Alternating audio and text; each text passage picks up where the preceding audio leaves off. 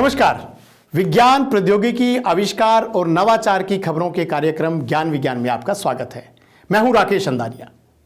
आज के अंक में हम बात करेंगे निजी कंपनी के 36 उपग्रहों को उनकी कक्षा में स्थापित करने की इसरो की नई उपलब्धि की। बताएंगे कैसे टीबी मुक्त भारत लक्ष्य को पूरा करने में जैव प्रौद्योगिकी विभाग निभाएगा अहम भूमिका। खबरें और भी होगी, लेकिन शुरुआत करते हैं इस अंक की सुर्खियों से। इसरो ने वनवेब कंपनी के 36 उपग्रहों को सफलतापूर्वक पृथ्वी की कक्षा में किया स्थापित। न्यू स्पेस इंडिया के साथ वनवेब के 72 उपग्रह लॉन्च करने का करार हुआ पूरा। टीबी मुक्त भारत लक्ष्य को पूरा करने में जैव प्रौद्योगिकी विभाग निभाएगा अहम भूमिका। केंद्रीय मंत्री डॉक्टर जितेंद्र सिंह ने प्रेस वार्ता में की अहम घोषणाएं। और विज्ञान और प्रौद्योगिकी से जुड़ी देश और दुनिया की कुछ और ताजा गतिविधियां हमारे खास सेगमेंट साइंस एक्सप्रेस में। और अब खबरें विस्तार से। 26 मार्च को भारतीय अंतरिक्ष अनुसंधान संगठन इसरो ने एक और उपलब्धि अपने नाम कर ली। इसरो ने ब्रिटेन की वनवेब कंपनी के 36 उपग्रहों को उनकी निर्धारित कक्षा में सफलतापूर्वक स्थापित कर दिया। यह मिशन इसरो ने अपने LVM-3 रॉकेट से पूरा किया। यह इसरो की न्यू स्पेस इंडिया लिमिटेड के साथ किए गए करार की एक और सफलता है। एक रिपोर्ट।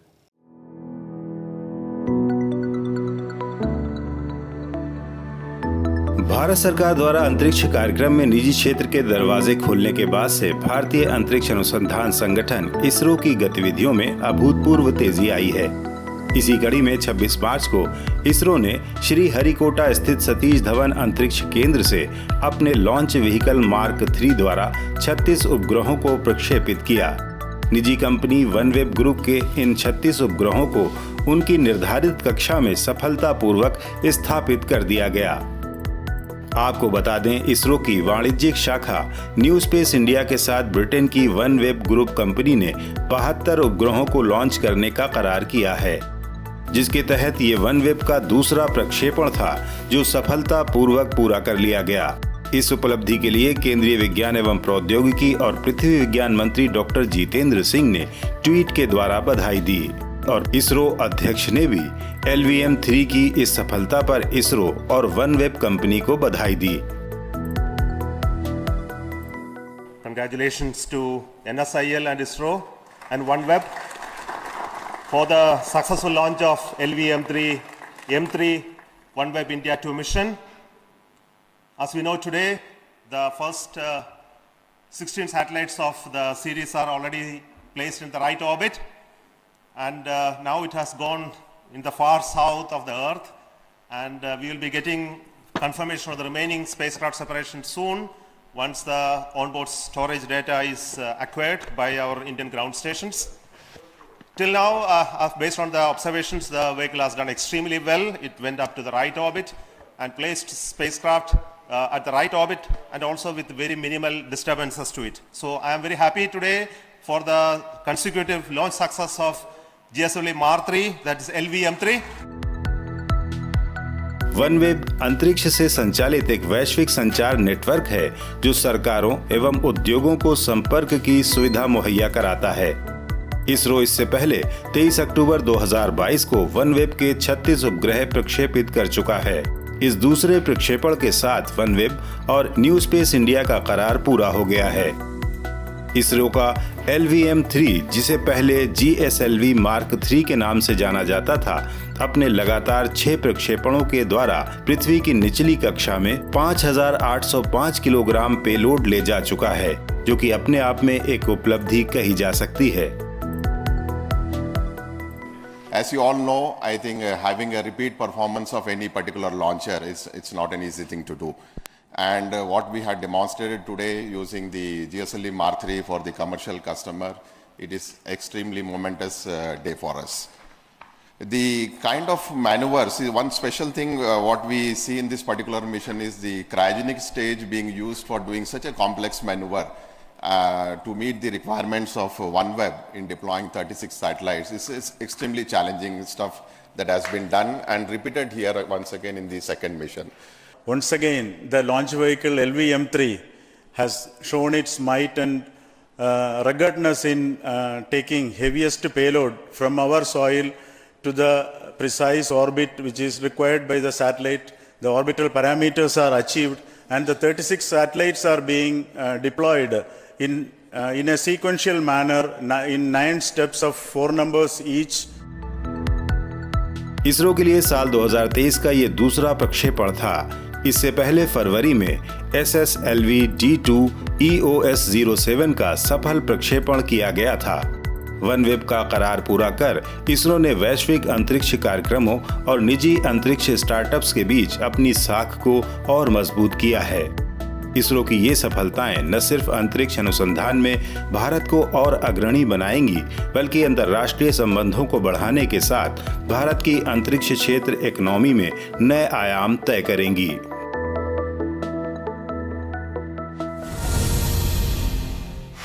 भारत ने अपनी बढ़ती हुई बायोटेक क्षमताओं के बीच अब टीबी मुक्त भारत का नारा दिया है।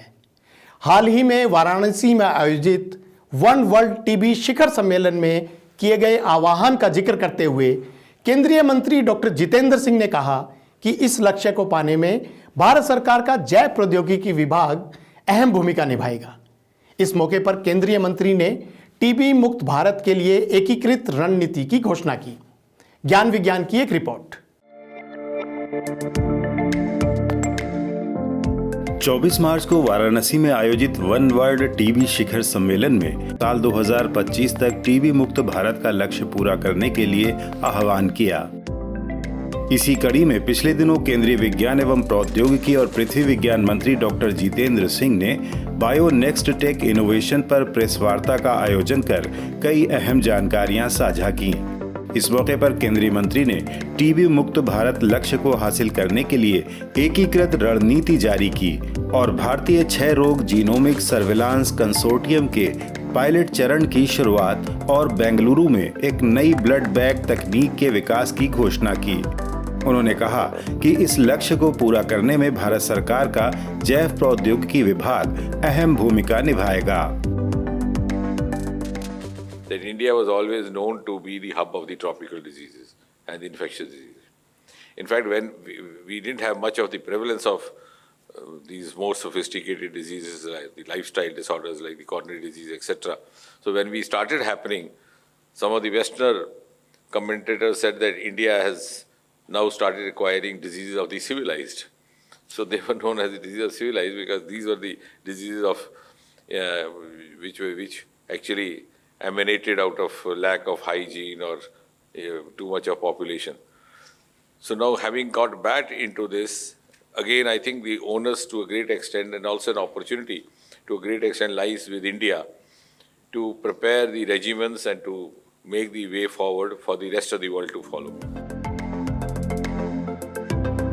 भारत सरकार के जैव प्रौद्योगिकी विभाग ने कई महत्वपूर्ण उपलब्धियां हासिल करते हुए विभिन्न संक्रामक बीमारियों का निदान दिया है और कोरोना काल में इसी विभाग ने दुनिया को कोविड के खिलाफ पहला DNA आधारित टीका दिया, जो बायोटेक्नोलॉजी के क्षेत्र में भारतीय क्षमताओं को प्रदर्शित करता है। टीबी उन्मूलन के लिए जैव प्रौद्योगिकी विभाग के नेतृत्व में विज्ञान और प्रौद्योगिकी मंत्रालय और स्वास्थ्य और परिवार कल्याण मंत्रालय के बीच एक संयुक्त पहल डेटा संचालित अनुसंधान डेयर टू इरेड टीबी 2022 को विश्व टीबी दिवस पर लॉन्च किया गया था, जिसका उद्देश्य लगभग टीबी के 32,000 स्ट्रेन्स का संपूर्ण जीनोम अनुक्रमण करना है। What Department of Biotechnology is also doing is enhancing the capacity and capability of how we will be able to identify drug resistance organisms in the clinics actually. And the classical method that is used is using microbiology based methods actually, which takes about 3 weeks time for you to identify whether you have a drug resistance bug and how to be able to identify it and how will you be able to treat them differently. This technology using genomics-based method and combination of artificial intelligence and machine learning languages, this will allow you to actually identify this within 2 to 3 days. And this will therefore enhance the quality of life of individuals as we can very quickly start them on these drug resistance aspect. जैव प्रौद्योगिकी विभाग द्वारा ENTGS को SARS-CoV-2 genomics consortium की तर्ज पर तैयार किया गया है, जो माइकोबैक्टीरियम ट्यूबरक्लोसिस की जैविक विशेषताओं और संचरण, उपचार और रोग की गंभीरता पर म्यूटेशन के प्रभाव को पूरी तरह से समझने के लिए अपनी तरह की पहली अखिल भारतीय पहल होगी। ये पहल टीबी मुक्त भारत के दृष्टिकोण के अनुरूप है, जिस पर योजनाबद्ध तरीके से आगे बढ़ते हुए इस लक्ष्य को प्राप्त किया जा सकता है।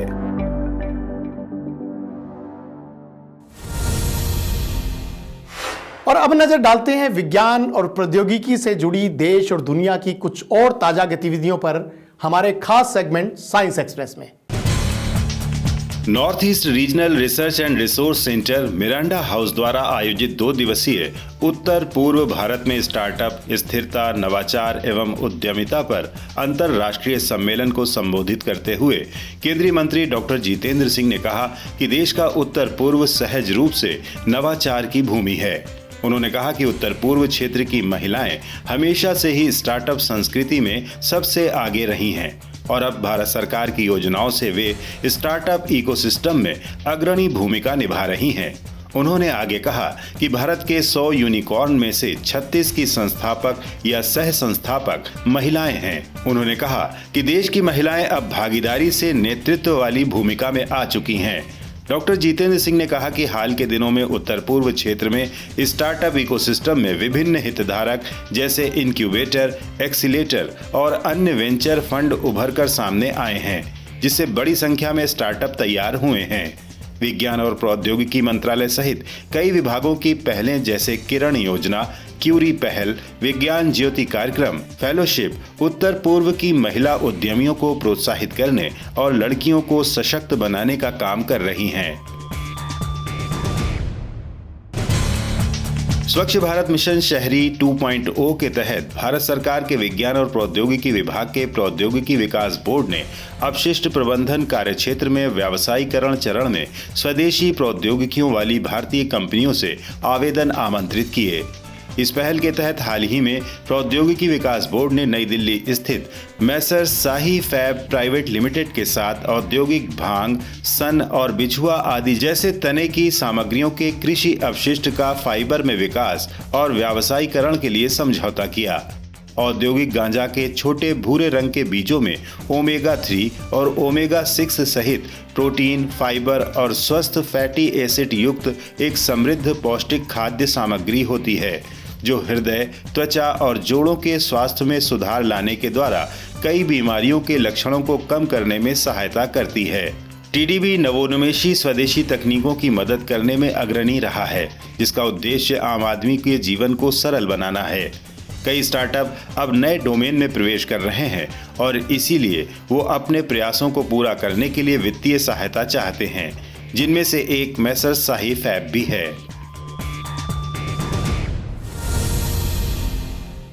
आज के इस अंक में बस इतना ही। विज्ञान, प्रौद्योगिकी, आविष्कार और नवाचार से जुड़ी ताजा जानकारियों के साथ अगले हफ्ते इसी वक्त इसी चैनल पर फिर हाजिर होंगे। तो बने रहिए हमारे साथ वैज्ञानिक सोच के साथ। नमस्कार।